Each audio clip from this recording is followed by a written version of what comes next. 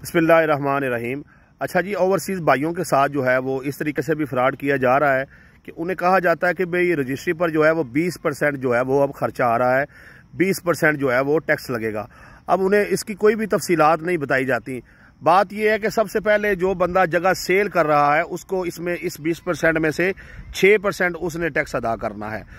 अगर वो फाइलर हो जाए तो उसको 3% अदा करना पड़ेगा। ये उसका टैक्स जो है वो अलग हो गया। आप पहले से उससे बात कर लें कि अपना टैक्स जो है वो तुमने देना है।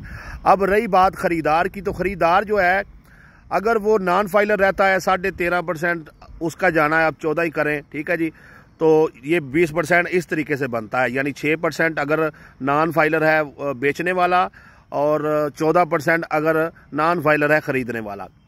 लेकिन अगर खरीदार जो है वो फाइलर हो जाता है तो उसको 14% की बजाय जो है वो 6% फिर टैक्स पड़ना है, 13.5% पड़ना है पहले, यानी कि 6% फिर पड़ेगा। तो इस तरीके से 6% जो है वो खरीदार को अगर फाइलर हो जाए और बेचने वाले को 3%, तो टोटल 9% जो है वो टैक्स लगेगा। इस तरीके से आप जो है अपनी बचत कर सकते हैं।